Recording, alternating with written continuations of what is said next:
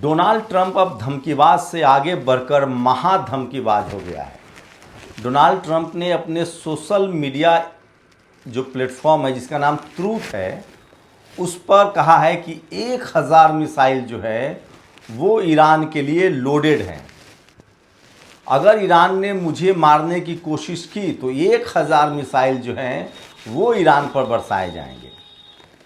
अब Donald Trump कितना विश्वसनीय है इसका अंदाज़ा इसी बात से लगा सकते हैं कि फेसबुक अमेरिका की कंपनी है, उसे उस पर भरोसा नहीं है। एक्स अमेरिका की कंपनी है एलन मस्क की, जो पहले ट्विटर था, उस पर भी उसे भरोसा नहीं है। डोनाल्ड ट्रंप को गूगल पे भी भरोसा नहीं है। उसने अपना एक सोशल मीडिया एक कंपनी बना रखा है ट्रूथ। डोनाल्ड ट्रंप के बारे में बता दूं कि उस पर $38 लाख का भी जुर्माना हुआ है यौन अपराध के मामले में, और अभी इस तरह के कई मामले उसके खिलाफ चल रहे हैं। अब एक शख्स जो एप्स्टीन फाइल में फंसा हो, जिस पर $38 लाख का यौन उत्पीड़न का जुर्माना हो जाए, वो शख्स अपनी सत्ता बचाने के लिए क्या कर सकता है इसका आप अंदाजा लगा सकते हैं। तो इस समय दुनिया दो ऐसे सनकी, एक प्रधानमंत्री बेंजामिन नेतन्याहू इजराइल और एक डोनाल्ड ट्रंप जो राष्ट्रपति है, इससे घिर गया है और नतीजा दुनिया को भुगतना पड़ रहा है। अमेरिका के पास 1 महीने का तेल बचा हुआ है, लेकिन सोचिए पूरी दुनिया की अर्थव्यवस्था को वो चौपट करने पर लगा है। तो उसकी वजह से ईरान ने होर्मुज और अल मंदेब बंद कर दिया है। ट्रंप कह रहा है कि हमने कई दिनों में 200 बार ईरान पर हमले किए हैं। सवाल है कि अगर ईरान पर इतने ही हमले हो रहे हैं, ईरान इतना ही ख़त्म हो गया है, तो कब्जा क्यों नहीं कर लेते हो? मुस्तफा खामनेई को अरेस्ट क्यों नहीं कर लेते हो, जैसे वेनेजुएला के राष्ट्रपति का किया था? दरअसल ये सारा शगुफा है। डोनाल्ड ट्रंप अपने ही देश के लोगों को गुमराह कर रहा है, लेकिन आखिर कब तक? अमेरिका की मीडिया हलक में माइक डालकर सवाल पूछती है। आप उसको गुमराह ज़्यादा दिनों तक नहीं कर सकते हैं, वहाँ के सीनेट, संसद को। लेकिन जब तक इमरजेंसी लागू है, जब तक देश युद्ध में है, आप बचे हुए हैं। जैसे ये युद्ध खत्म होगा, जैसे ये इमरजेंसी खत्म होगी, डोनाल्ड ट्रंप को एक एक बम, एक एक मिसाइल, एक एक जेट का हिसाब देना पड़ेगा, और उसके बाद जो उसके साथ होगा उसका आप अंदाज़ा नहीं लगा सकते हैं। पहले डोनाल्ड ट्रंप ने खबर अफवाह फैलवाई कि ईरान के पास परमाणु हथियार है, ईरान में महिलाएं सुरक्षित नहीं हैं, हम इसलिए हमला कर रहे हैं। ठीक उसी तरह से जैसे सद्दाम हुसैन के बारे में अफवाह फैलाई गई थी कि सद्दाम हुसैन जो है वो डिक्टेटर है, उसके पास जैविक हथियार है, वो पूरी दुनिया के लिए खतरा है, और नतीजा ढाक के 3 पार।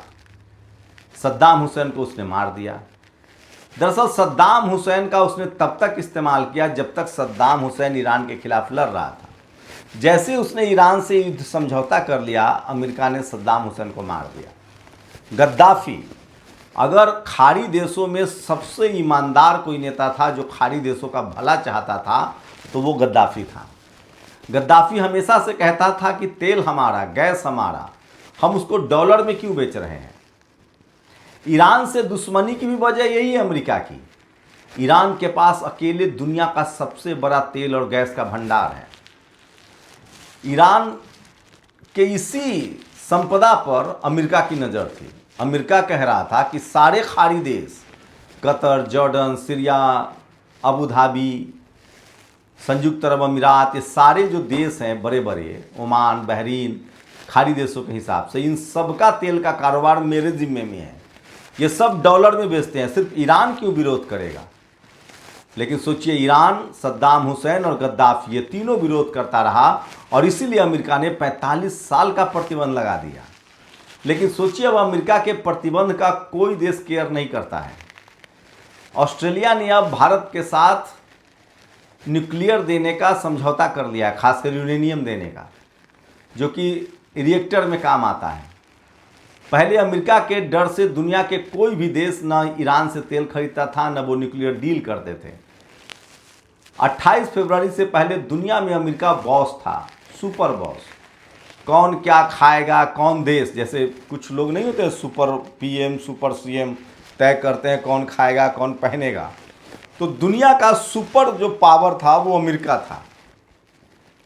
कौन परमाणु परीक्षण करेगा कौन नहीं करेगा, कौन देश किस देश के साथ व्यापार करेगा, कौन देश किसके साथ क्या रक्षा समझौता करेगा, कम से कम ये 3-4 चीज़ें जो हैं ये अमेरिका तय करता था, ताकि दुनिया भर में उसके हथियार बिके और दुनिया भर में उसके पास ट्रेड हो और दुनिया भर में कारोबार डॉलर में हो ताकि उसको कमीशन मिले। और सोचिए एक झटके में ईरान ने अमेरिका को तहस नहस कर दिया है। आज दुनिया के सारे देश दुनिया के अपने मनपसंद समझौते कर पा रहे हैं, तो इसका क्रेडिट आपको ईरान को देना पड़ेगा। ईरान ने एक झटके में अमेरिका को आसमान से ज़मीन पर पटक दिया है।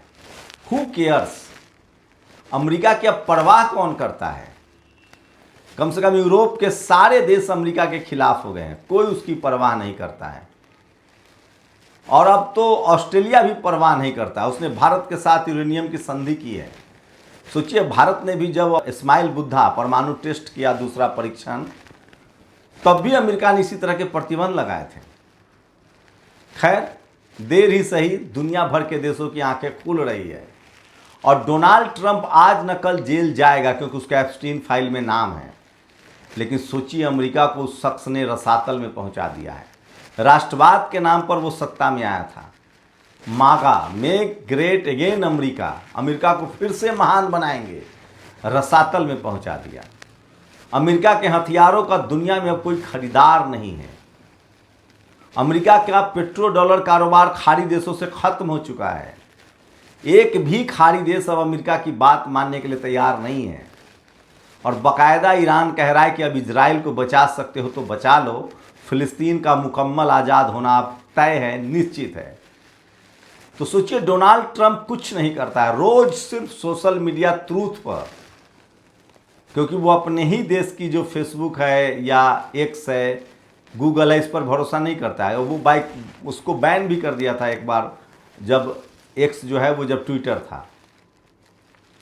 तो ये है अमेरिका के राष्ट्रपति डोनाल्ड ट्रंप की विश्वसनीयता, और पूरी दुनिया उसका मजाक उड़ाता है। वो भले पूरी दुनिया में अपने मियाँ मिट्ठू बने घूमता है। अभी G7 की बैठक थी तो वो कह रहा है I am super boss. Meloni ने सारी हवा निकाल दी। मेलोनी ने कहा कि ये आदमी किसी सनकी से कम नहीं है। लूला जो ब्राज़ील के राष्ट्रपति, उसने कहा कि उससे बात करना ही बेकार है। मैक्सिको तो उसकी कोई बात ही नहीं मानता। इतना सनकी है ये शख्स कि अभी फीफा वर्ल्ड कप चल रहा है, उसमें मिस्र ने अमेरिका के एक खिलाड़ी को मिस्र के मैच के दौरान लाल कार्ड दिखा दिया रेफरी ने। उसने फीफा के प्रमुख को फ़ोन करके कहा कि तुम्हें होश नहीं है, लाल कार्ड नहीं दिखाओ। बाद में अमेरिका वो मैच हार गया। तो इस्लामिक फोबिया का ये भी शिकार है। जो आदमी सनकी होगा ना वो सांप्रदायिक भी होगा। जैसे भारत में मैक्सिमम जो जातिवादी होगा वो सांप्रदायिक भी होगा। ये दोनों गुण साथ साथ आते हैं। धर्म के नाम पर नफरत, रेस के नाम पर नफरत। अमेरिका में काले गोरे का भेद है, तो ये आदमी रेसिस्ट भी है, ये आदमी पूरी तरह से सांप्रदायिक भी है और इस्लामोफोबिया का भी शिकार है। लेकिन सोचिए ईरान ने इसकी सारा भूत उतार दिया है। ईरान ने अब तक 50 से ज़्यादा जेट गिराए हैं। अब तो खाड़ी देशों में इसके सैनिक अड्डे ही नहीं बचे हैं। अब ये ग्रीस से हमला कर रहा था, वहाँ भी F-16 को जला दिया ईरान ने।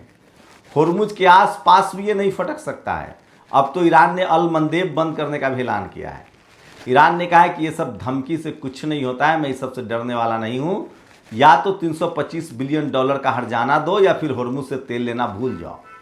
अमेरिका 1 महीने का तेल स्टोरेज उसके पास और है, उसके बाद हाहाकार मचेगा।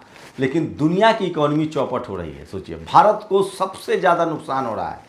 दुनिया में सबसे ज़्यादा तेल लेता है चीन, उसको सीधे ट्रेन से ईरान तेल दे रहा है, लेकिन भारत को तेल नहीं आ पा रहा है। और खाड़ी देशों की भी अर्थव्यवस्था चौपट हो रही है। ईरान तो अपने काम लायक तेल रूस, चीन और नॉर्थ कोरिया को बेच ले रहा है, लेकिन खाड़ी देश जो है वो बर्बादी के कगार पर है, क्योंकि उनकी इकोनॉमी का पूरा जो बेस है वो तेल और गैस पर है। तो धीरे धीरे खाड़ी देशों का गुस्सा भी फट रहा है और देर सवेर वो कब अमेरिका के खिलाफ हो जाए कोई नहीं जानता है। लेकिन इतना तो तय है कि अब खाड़ी देश किसी भी कीमत पर ईरान पर हमला नहीं करेंगे, और नहीं करेंगे तो ईरान को कोई हरा नहीं सकता है। वही दुनिया भर के देश अमेरिका के डिक्टेटरशिप से आज़ाद तो हो ही गया है, ये दुनिया की सबसे बड़ी सच्चाई है। और खामनेई की शहादत में जिस तरह का जनसैलाब उमड़ा, उससे साफ है कि वो ईरान का ही नहीं दुनिया का सबसे बड़ा नेता बन गया है। सोचिए, खामनेई ने ईरान को चुपचाप 99% लिटरेसी, 95% PhD और 75% महिला वैज्ञानिक का देश बना दिया। चुपचाप।